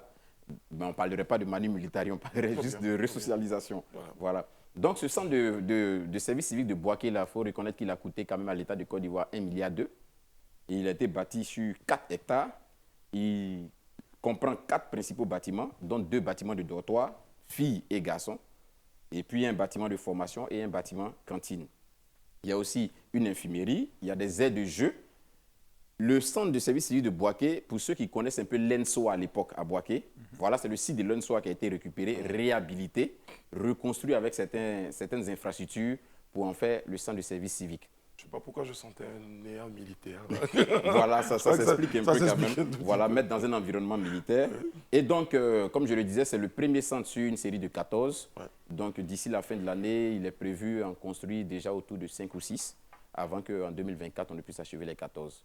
Donc, c'est un projet quand même qui nécessite beaucoup d'encouragement, je dirais, parce qu'aujourd'hui, quand on voit un peu les fléaux auxquels sont confrontés notre jeunesse, c'est bien vraiment d'être doté de ces centres de services civiques-là qui permettront quand même à la jeunesse d'être réorientée et ceux-là qu'on pensait peut-être perdus, de retrouver une nouvelle voie.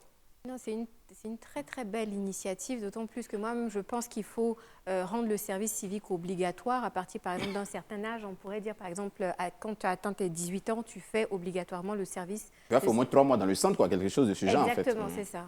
Mais Vraiment déjà, pour, moi qui laisse traîner mes oreilles un peu partout, j'entendais d'ailleurs que le ministère, par exemple, de l'Éducation nationale entend insister sur l'enseignement civique. Vous vous souvenez du fameux enseignement civique là, déjà à la base, pour inculquer. Enseignement civique et moral, on le faisait à moral, l'époque. ça, Voilà, tout à le fait. CM. Mais c'était très théorique, hein. C'était pas C'est pratique comme on peut le voir dans les centres qu'on a aujourd'hui. Bon, je pense que plus loin que le service dit civique, il faut réinstaurer un service national. C'est ça, tout à Voilà, fait. qui permettrait à partir de 18 ans, même à ceux qui sont âgés au-delà même 35 ans, 40 ans, Ils d'aller, prendraient quoi en charge? Non, ils vont dans les casernes militaires, une formation voilà, qui allie à la fois l'enseignement militaire et donc l'éducation civique et autres. Non, mais ça se faisait déjà sous Houphouët. Hein. Ben, quelle Voilà. année? Oui, mais même Non, mais déjà, dans c'est la pour plupart des pays, il y a s'approprier ou le alors service se national militaire. réapproprier Oui. certaines valeurs. Ben oui, mais on n'a pas forcément besoin de passer par le volet militaire pour recevoir ça. Non, mais juste dis même important. que ce que Alain dit est pris en compte dans le centre de service civique. Parce qu'en fait, la formation, il y a un volet militaire qui est donné, comme vous avez vu même sur les photos, par des gendarmes. C'est-à-dire que par des corps habillés qui donnent quand même un certain nombre de notions de formation dans ce sens-là. Mais seulement qu'on n'a pas voulu les envoyer dans une caserne militaire parce qu'on dit ça, c'est un endroit typiquement réservé aux hommes en tenue. Donc on va créer un cadre pour eux, mais eux pourront quand même aussi recevoir un peu cette formation. La différence ici, c'est qu'on y amène dans ces centres des jeunes qui seraient peut-être en difficulté. C'est ça. Alors que le service national, Peu importe, en fait. obligation C'est ça, est c'est faite pour tout le monde. à tous citoyens, y compris les femmes maintenant, parce que l'armée étant sûr. ouverte aux Tout à femmes, fait. les armées étant ouvertes aux femmes, de partir pendant 3 mois, 6 mois ou 9 mois, faire son service national. Et je pense que ça peut être C'est quelque chose également qui s'entend, en tout cas. intéressant. Hein, donc, Très bien. Bon, allez, moi je pense que la meilleure façon d'avoir les informations sur cette question, ça devait être d'en parler avec un décideur. Hein. oui, mais on Voilà. invitera le ministre de la Défense, le ministre de l'Éducation nationale, Ou bien même le ministre Voilà. de la Jeunesse aussi. le ministre de la Jeunesse, oui. Tout à fait. C'est Bon, très qui est un important. habitué de la maison, donc il peut revenir quand il peut. Ou même quand il n'est pas là, on essaie.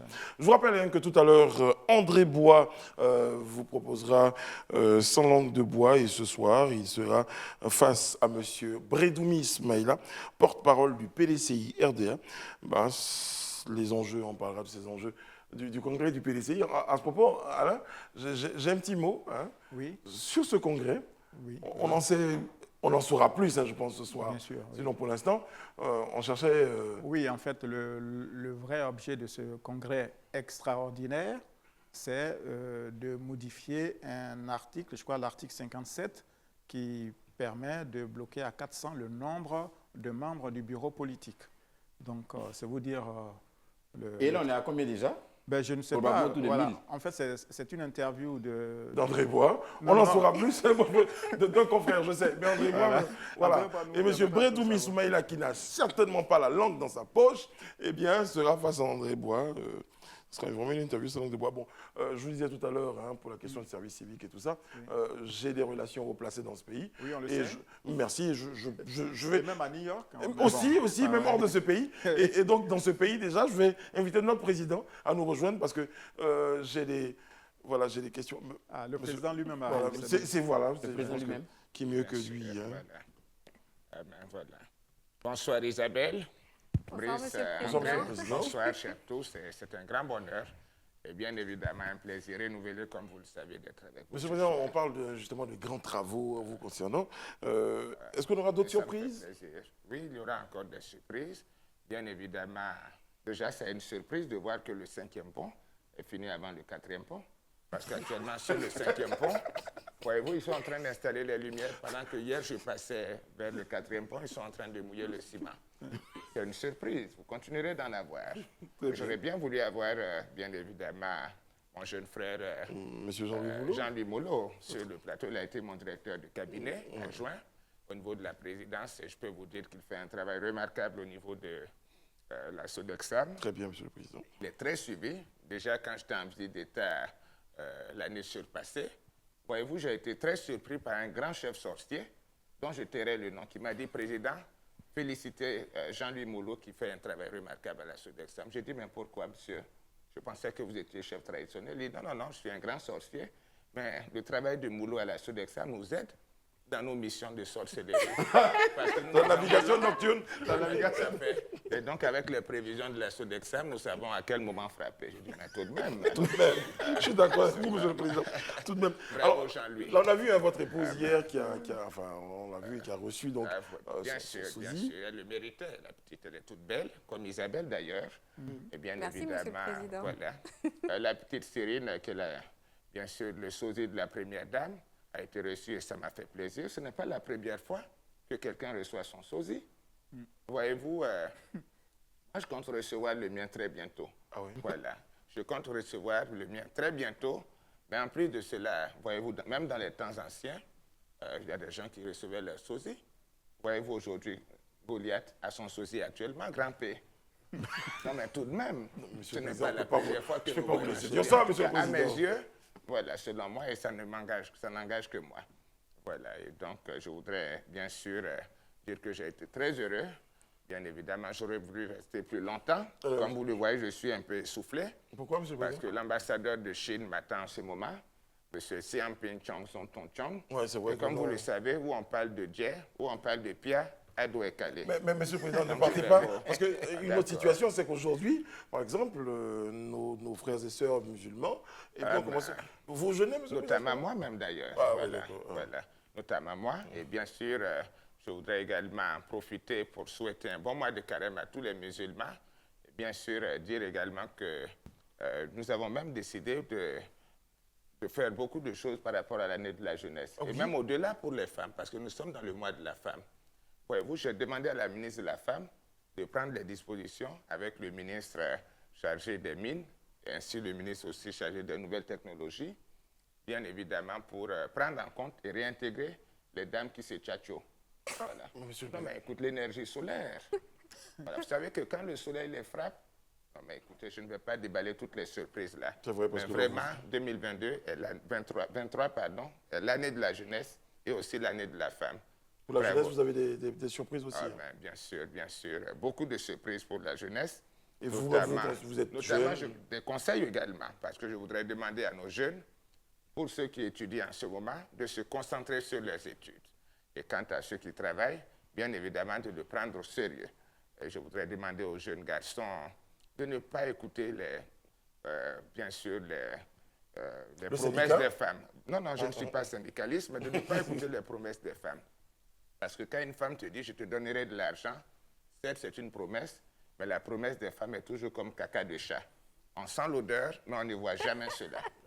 Et quant aux jeunes filles, je voudrais également leur dire de faire attention à certains garçons. Parce que les promesses des hommes sont parfois dangereuses. Les promesses des hommes, c'est comme les bruits de moustiques. On entend le bruit, mais on ne voit pas. Voilà. Merci, monsieur le président. Vraiment, vous êtes un philosophe, hein, franchement. Vous avez des... Tout à fait. Est-ce que le président nous autorise à rompre le jeûne avec lui pour nous qui avons fait le carême? Mais pour tous ceux qui règlent leurs impôts.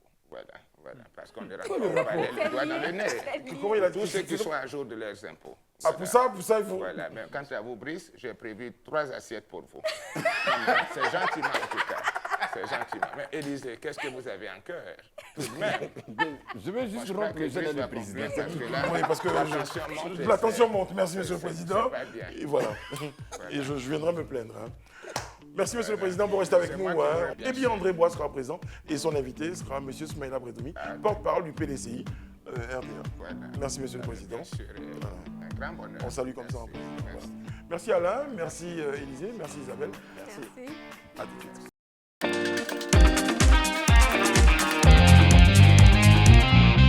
Bien dans la séquence Sans langue de bois.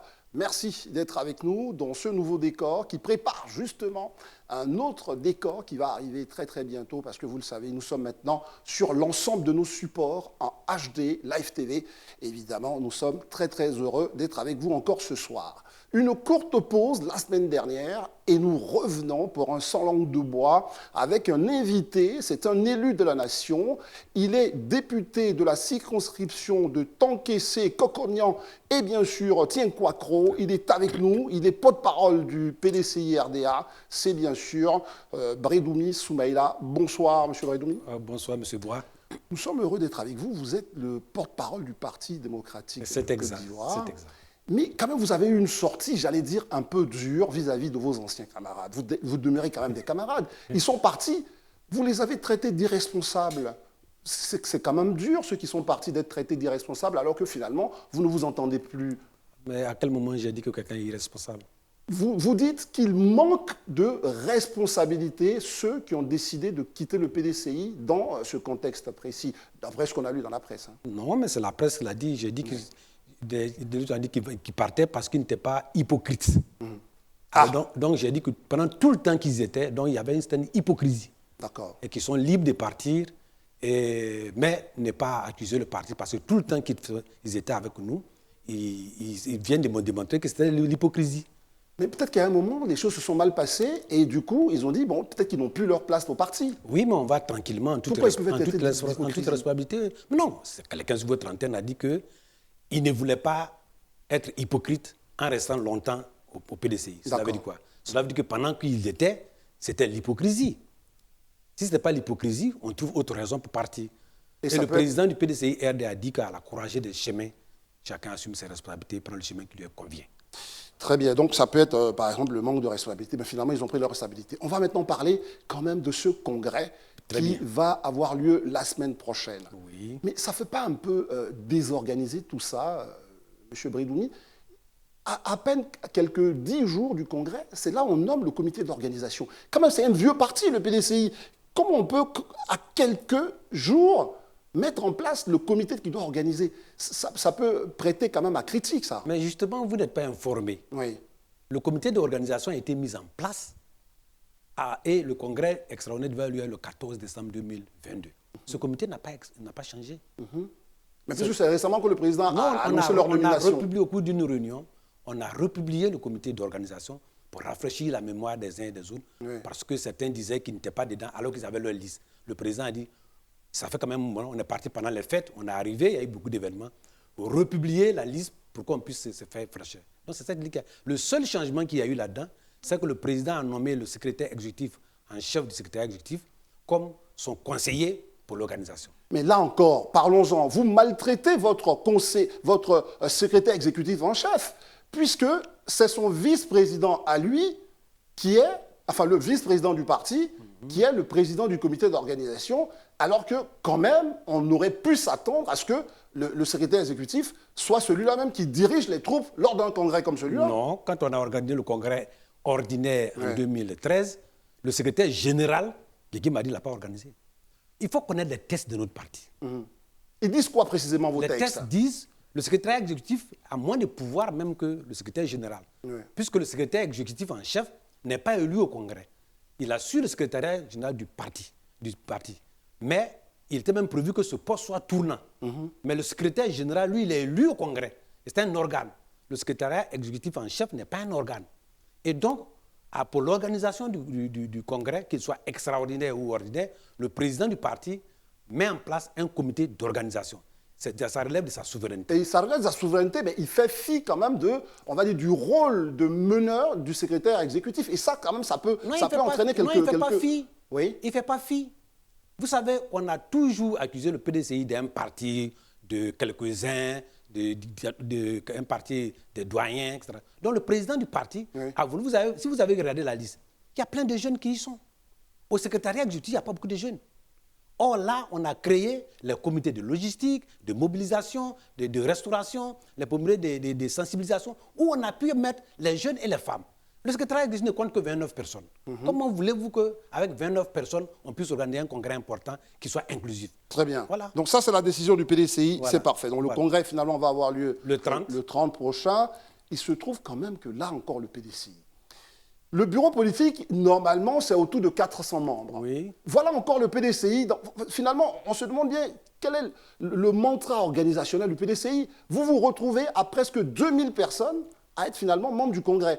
C'est quoi cette capacité que vous avez à permettre à tout le monde finalement d'être membre du Congrès? Est-ce que vous avez fait le tour des autres partis politiques? Je ne voudrais pas revenir. Mais nous Pour le moment, moi je veux entendre les raisons du PDCI. Le PDCI-RDA est un parti qui couvre l'ensemble du territoire national. Oui. Et notre parti a pour principe un parti inclusif. Et avec l'évolution, il faut pouvoir partager le travail. Nous sommes partis à peu près de une dizaine de délégations. On a aujourd'hui à près de 350 délégations. Les comités de base, on est parti à peu près à 1000, on a à peu près 5000. Donc c'est un parti pour mieux encadrer. Pour mieux encadrer, il faut tenir compte des diversités. Et pour mieux décider, il faut compter. Dans le comité, dans le bureau politique, il y a des commissions, il y a des spécialistes. Quand on va, c'est un organe de décision. 2000 personnes dans un bureau politique, quand même. Bon, enfin, mais oui, nous sommes 30 on n'est millions. pas en Chine ou en Russie communiste. Nous sommes 30 millions en Côte d'Ivoire. Oui. Au moment où le bureau politique s'est créé, il avait 18 personnes. Le premier bureau politique que le président Houphouët-Boigny a mis en place, c'était 18 personnes. Mais on était combien? On était dans un parti pratiquement que tout le monde, à claquant du doigt, on vient. Mais aujourd'hui, il faut pouvoir intégrer les spécialistes de climato, les spécialistes de mathématiques, les spécialistes de choses, pour que quand il y a un dossier important, on puisse le faire. Et sur 30 millions d'habitants que nous voulons conquérir tous, si nous avons 2000 personnes, ce n'est rien. Ce n'est rien, vous dites. Mais là encore, on reste sur le Congrès. Oui. Parlons de la légalité même du Congrès. Il y a certaines voix, nous on les entend, qui disent, écoutez, le Congrès a été convoqué de façon irrégulière. Finalement, le PDCI, on se disait que c'était un parti de sages, où les choses se passaient tranquillement. Mais c'est chez vous qu'on entend des éclats de voix. Non, le Congrès n'a pas monsieur été le porte-parole. Le Congrès du parti, Oui. avec grand C, s'est réuni en 2 sessions. Une session ordinaire, Oui. et pour la session ordinaire, les décisions se prennent au bureau politique. Et le bureau politique choisit la date, les thèmes, on valide, et le président peut convoquer le congrès. Oui. Ben, en cas de congrès extraordinaire, le président du parti peut convoquer seul, ou les 2 tiers des membres du bureau politique peuvent convoquer le congrès extraordinaire. Mais ça, c'est ce que disent les textes. Oui. Mais peut-être que les textes sont à changer. Ils sont peut-être un peu vieillots à l'image du parti, non? Oui, mais nous, on a appris à respecter les textes jusqu'à ce qu'ils changent.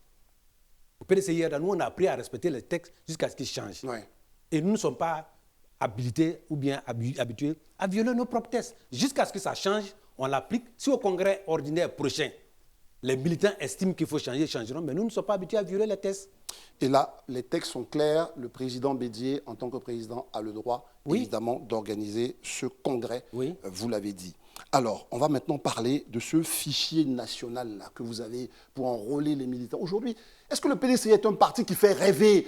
Je ne sais pas. Est-ce que ce fichier national-là, pour l'enrichir, il y a eu de l'engouement des jeunes, etc. Comment ça se passe vraiment, l'enrôlement des jeunes au PDCI et des militants? Ah oui, mais je pense que quand on a fait le point, Oui. le PDCI RDA s'est fixé pour objectif 30% de ses inscrits eux-mêmes sur la liste. Quand on a fait le point, on a 27%. Oui. Sur les nouveaux inscrits, le PDCI sur là à 27%. Donc c'est déjà pas mal pour un parti qui a fixé pour objectif 30%, parce qu'avec 30% d'enrôlement de nous-mêmes, on peut intégrer ça comme dans nos stratégies de reconquête. Nous avons obtenu 27%, ce qui n'est pas mauvais. Maintenant, vous savez que en termes d'enrôlement, il y a ce qu'on appelle l'encadrement, et on a constaté qu'il faut aller avoir les pièces, les certificats de nationalité, etc. Mais cela relève en priorité de la sensibilisation que la CEI devait faire. Il n'y a pas eu suffisamment de sensibilisation. La CEI même n'a pas atteint ses objectifs. Vous pensez? Ah oui, le nombre qu'elle a effectué, je crois que c'était 7 millions, on n'a pas atteint. Vous regardez les chiffres. Donc, nous, on est à 27% sur 30% d'objectifs. Donc, nous, on pense qu'on a fait du bon travail. Vous êtes satisfait de votre travail, mais c'est de la responsabilité des partis qu'on mobilise nos concitoyens vers la politique, vers l'inscription, vers la liste électorale. Là, à ce moment, vous avez failli. Même si vous dites 27%, vous en êtes heureux. Non, on n'a pas failli. On n'a pas failli parce que nous pensons que la responsabilité, c'est une structure étatique qui doit pouvoir organiser la révision électorale. Celle qui doit pouvoir sensibiliser. Les partis le font parce que c'est leur intérêt. Oui. C'est leur intérêt d'avoir des électeurs. Et nous, ça se finance. Ça se finance. Comment voulez-vous que pour recenser l'électorat, ce soit les partis politiques qui payent? Pour comment on dit, c'est gratuit. Pour aller faire les papiers. La carte d'identité, etc. Mais qu'est-ce qui est gratuit? Pour faire la carte d'identité, ce n'est pas gratuit. D'ailleurs, nous pensons que cela est un droit des citoyens qu'on doit le faire. Nous en parlons. Vous voulez revenir sur le coût de la carte d'identité? Non, je ne reviens pas sur le coût. Je dis que vous et moi, quand vous avez les moyens que vous établissez une carte d'identité, et celui qui n'a pas les moyens, qui n'a pas pu faire sa carte d'identité, en quoi est-ce que lui, il est différent de vous, il ne doit pas avoir? Alors, si vous n'avez pas de pièce d'identité, que vous êtes dans un pays où vous n'avez pas d'extrait, vous êtes apatride. Vous n'avez pas de pièce. Quelle est la proposition du PDCI? Le PDCI RDA veut proposer avec Maître Blessy que la carte d'identité soit un droit de tout citoyen et que cela soit pris en charge par l'État. Gratuitement. Ah oui, oui. Donc vous allez encore gréver les moyens de l'État, M. Brindoumi, avec cette Vous proposition. pensez que si vous n'avez pas de pièce d'identité, vous pouvez aller à l'école? Mais c'est un devoir citoyen. C'est-à-dire qu'est-ce qu'on appelle devoir citoyen? Oui. Qu'est-ce qu'on De se appelle? faire enrôler, quand même. Il faut s'identifier auprès de son Il faut État. avoir une pièce d'identité. Mais je veux dire, de se faire déjà, de faire sa pièce, c'est un acte citoyen volontaire. Mais si là encore, on doit pouponner, biberonner le citoyen pour qu'il prenne sa carte, je ne comprends plus rien. Je vais vous donner la pratique du PDCIR. Oui. Moi, je suis né dans un petit village. On avait créé ce qu'on appelle les centres d'enrôlement secondaire qui passaient dans les villages. Oui. À la naissance, ils vous établissaient le papier et puis vous inscrivez et on transmettait ça dans le centre central. C'est-à-dire l'approche paysanne, l'approche auprès des populations. Mais aujourd'hui, la population, il y a 10 millions de pauvres dans ce pays-là. Au moins 12 à 10 millions. Et ceux-là, ils n'arrivent même pas à manger, ils n'arrivent pas à se soigner. Et vous voulez qu'il aille payer le timbre à 500 francs qui se déplace d'Indakura tant que c'est aller-retour, ça fait 2500 pour aller faire. Mais il y a des audiences foraines, il y a les services se déplacent, etc. Est-ce que les audiences foraines, combien de temps? On peut discuter sur le nombre de temps, mais au moins c'est à vous de vous rendre disponible quand ces audiences arrivent, durant le temps, enfin aux citoyens. Celui qui a Badika, celui qui a fait quelque part, lui, il ne sera pas disponible. Mais parce que le problème que les gens ne comprennent pas, ils confondent Abidjan à l'intérieur du pays. Oui. Ils confondent Abidjan. Aujourd'hui, où nous sommes en train de parler là, la pauvreté a quitté le nord, le nord-est, enfin pas quitté, ça a couru beaucoup plus à l'ouest. Oui. Il y a eu la guerre, il y a eu les crises. Les gens sont démunis, les moyens de production ont diminué. Et les gens sont devenus sans pratiquement moyens. Quelqu'un qui a 10 enfants. Je vous ai écouté attentivement. Voilà. Vous voulez nous dire quoi? Le gouvernement a mis en place le PSGouv, parce qu'on n'en était pas là, mais on va en parler. Il y a un PSGouv, un programme social du gouvernement. Il y a beaucoup de, on va dire, d'éléments que le gouvernement met en œuvre. Le programme de pauvreté. Il y a un ministère aujourd'hui pour adresser toutes ces questions. Vous êtes en train de nous dire que tout ça, ça n'a aucune incidence sur la situation de nos populations? Mais vous savez, comme je vous parle des problèmes... Parce qu'à un moment, soyons réalistes. Non, la réalité, c'est que on a plus de 40% de taux de pauvreté. Très bien. Quand vous avez 40%, mais il y a une évolution ou pas? Moi, je vous dis, aucun gouvernement du PDCI RDA de 1960 à 1993 n'a dépassé 22% de taux de pauvreté. Aucun. Vous fouillez, vous me dites, venez me voir. Mais ce n'était pas la même réalité aussi. Mais la réalité, c'est l'environnement, c'est vous qui a donné. On ne produisait pas 2 millions de tonnes de cacao. On ne produisait pas 1 500 000 tonnes de VA. D'anacarde. On ne produisait pas 1 million. Maintenant, on a la richesse qui a accru. Le PIB, c'est-à-dire la richesse par tête d'habitant, a accru. C'est passé à peu près de 1 million en 2012, aujourd'hui à 1 500 000. On reconnaît ça. Mais en même temps, le taux de pauvreté est élevé. Cela veut dire quoi? Si on doit avoir en moyenne 1 600 000 par tête d'habitant, et que moi, je n'ai même pas 200 000, cela veut dire qu'il y a quelqu'un qui a pris les uns. Sauf que vous oubliez une chose, je vous pose encore la question là-dessus. À l'époque, nous étions moins de 10 millions, où on avait 22%. Aujourd'hui, nous sommes presque 30 millions. Donc forcément, tout ça est contrebalancé par ce qu'on appelle le dividende démographique. Et vous savez que tout ça... Le dividende démographique n'a rien à voir avec le taux de pauvreté. Le dividende démographique, c'est le contrôle de la démographie par rapport et qui permet de dire qu'une femme qui a 7 enfants par femme, ça devient une croissance improbable à maîtriser. Il faut faire cela. Et je crois qu'à ce niveau-là, il y a eu des diminutions. Non, mais quand vous dites... Quand on va avoir 50 millions, alors le taux de pauvreté doit suivre. Non, ce qui veut dire que l'ensemble de notre richesse à partager, vous le savez mieux que moi, doit quand même correspondre à l'évolution de la population. Sinon, à un certain moment, on ne pourra pas tenir. La richesse produite ne pourra pas couvrir les besoins en population. Est-ce qu'on est d'accord là-dessus? Mais ça n'a rien à voir avec le taux de pauvreté. Il y a des pays qui sont à 100 millions, le taux de pauvreté n'est pas ça. Les États-Unis ne sont plus que nous, mais le taux, ils n'ont pas atteint 40 millions. Mais parce qu'ils produisent, leur richesse est comparable à la production. Mais la production là-bas est faite de manière à ce que aux États-Unis, la nourriture est plus moins chère qu'aucun pays en Afrique ici. Parce qu'il y a une politique de production qui est faite. Aujourd'hui, nous au PDCI RDA, nous pensons qu'il faut faire une croissance inclusive. Créer des conditions pour que ceux qui sont dans le milieu rural, ceux qui sont pauvres, et le président Houphouët-Boigny l'avait dit. Vous allez nous ramener encore au président Houphouët-Boigny. Mais aujourd'hui, excusez-moi, on vous a beaucoup entendu là-dessus. Mais aujourd'hui, le monde a changé. Oui, je pense qu'on n'est plus à l'époque du Fouet. Vous avez parlé de 22%. On est aujourd'hui dans une Côte d'Ivoire qui sort de 10 ans de guerre, de 10 ans d'immobilisme, avec une situation dont nous sommes tous responsables.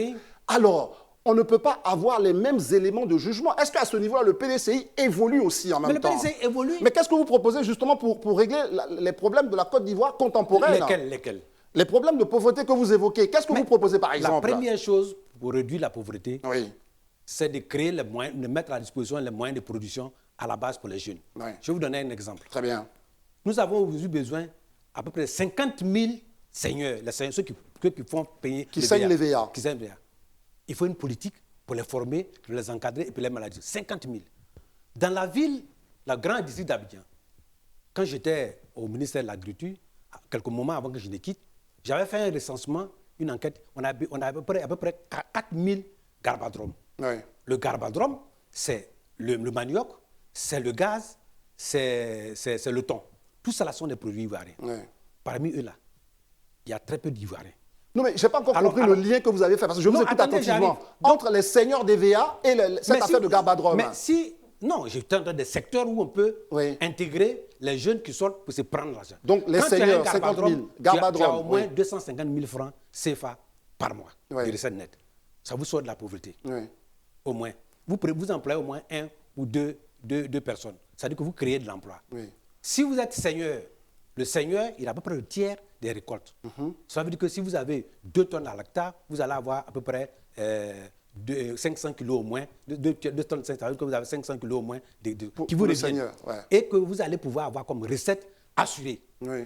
C'est cette politique d'intégration, secteur par secteur, qui va faire que des jeunes qui sortent, qui vont pouvoir avoir une ressource permanente, peuvent se prendre en charge et prendre leur famille en charge. C'est comme ça. Mais si on compte seulement sur les grandes entreprises qui ne créent pas, sur la fonction publique, mais les gens vont être à l'écart. Ça, c'est vraiment bien dit. Je vous ai laissé dérouler ça parce qu'effectivement, ça vous tient à cœur. On sait évidemment qu'au niveau de l'agriculture, vous portez véritablement les problématiques du monde rural. C'est par là qu'on sort. Si vous sortez 4 personnes, et 4 sont de la pauvreté, 3 personnes le sont par l'agriculture. Et c'est une étude de l'IPFRI qui a montré qu'en Côte d'Ivoire, si vous voulez sortir 4 personnes de la pauvreté, 3 le seront à travers le secteur agricole. À travers le secteur agricole, c'est bien dit. 15% de nos agro-industries sont des agro-industries. Et tout ça, vous quand même reconnaissez, il y a un PENIA, il y a tous ces plans-là qui sont mis en place, mais vous ne semblez pas dire que tout ça va dans la bonne direction. C'est ce que nous ne comprenons parce que vous avez participé au PENIA 1 à mettre tout ça en place. Donc aujourd'hui, vous devriez être celui-là qui peut dire, honnêtement, on va dans le bon sens. Mais vous dites, ça ne va pas. On est d'accord? Moi, je suis de l'opposition. Vous êtes de l'opposition. Je suis de l'opposition. Et je dis qu'on a le PENIA. Oui. Ce n'est pas moi qui l'ai mis en place, le ministre Sangava, j'y ai contribué. Il faut reconnaître voilà, vous avez contribué, bien sûr, la responsabilité de ce. Et il a fait l'un des meilleurs, une meilleure programmation, PENIA 1, PENIA 2. Il a relevé l'agriculture en passant de 10 millions de production vivrière à 18 millions de production vivrière en 2018, quand il quittait en 2019. Il a mis en place. C'est le seul ministre qui a mis en place, depuis l'indépendance, une loi d'organisation agricole. Et je peux être fier d'avoir travaillé avec à cette époque-là. Mais la mise en œuvre, aujourd'hui, pour moi, il y a un blocage. Il y a un blocage, très bien. On va maintenant quand même parler un peu de revenir à la politique parce que le Congrès, c'est bientôt. Vos relations avec les autres partis. Le PDCI attend quoi finalement de ces alliances? Comment un vieux parti comme le PDCI, je reviens toujours là-dessus, ou il y a un parti très expérimenté comme le vôtre, va encore se cacher derrière des alliances, là où le PDCI aurait pu aller seul? Pourquoi tant vouloir être en alliance alors que le PDCI est quand même le parti, on va dire, national? Il n'y a aucun parti politique qui peut se prendre le risque de ne pas avoir des alliances et aller aux Même élections. le PDCI? Même le PDCI. Ouais. Parce que c'est un aveu d'échec quand même. Non, ce n'est pas un aveu d'échec. La réalité politique aujourd'hui veut que quand vous allez aux élections, vous intégrez dans votre stratégie la possibilité d'aller au deuxième tour. Oui. Alors, ce n'est pas entre 15 jours là que vous allez commencer à aller négocier avec les gens. Chez nous, on dit que quand vous voulez avoir l'amitié avec un piroguier, il faut le faire pendant la saison sèche. Vous n'allez pas attendre au dernier moment. S'il est déjà en alliance avec quelqu'un d'autre, vous serez seul. On peut être en tête au premier tour et perdre au deuxième tour. Donc votre alliance avec aujourd'hui, est-ce que c'est une alliance, elle est formalisée avec le PPACI? Elle n'est pas encore formalisée, mais on apprend que vous pourriez vous retrouver avec le RHDP. C'est tout à fait possible en politique que vous reveniez avec le RHDP? Moi, je ne sais pas. Moi, je suis le porte-parole. Je vous dis, est-ce que c'est possible? Le président Reagan a dit qu'en politique, on ne dit jamais, jamais. On ne dit jamais, jamais. Jusqu'au moment où je suis en train de parler, mon président ne m'a pas parlé de cela parce que les problèmes d'alliance au PDCI relèvent de la souveraineté du président du parti. Maintenant, on va parler de vous. En vos déclarations, vous me dirigez, c'est vrai. Nous, on lit la presse. Vous avez dit qu'au nord, par exemple, le PDCI a du mal à y être implanté depuis un certain moment, dû au fait qu'il y a des barrages du RHDP, etc. Vous tenez à ce diagnostic-là? Comment? Pourquoi vous arrivez à dire ça? Je l'ai dit à une occasion. Quand on a tourné des cadres du PPACI vers Séguéla, il y a eu blocage. Mais c'est peut-être un événement, micro-événement. Ce n'est pas un micro-événement. Ça a apparu à plusieurs choses. Et je l'ai dit, en interne même, il y a eu des débats. Oui. Je lui ai dit, on ne permet pas aux gens de faire librement leur militantisme dans le Nord. Et je l'ai dit parce que moi-même, je suis là. Si vous dites ça, si ça ne correspond pas, parce que la politique, nous, on fait attention à ce que disent les politiques. Oui. Parce que vous pouvez mettre de l'huile sur le feu. Est-ce qu'aujourd'hui, il y a une politique claire d'empêcher les autres partis de faire leurs activités politiques au Nord? Même en Octobre, il n'y a pas de politique, mais il y a la pratique.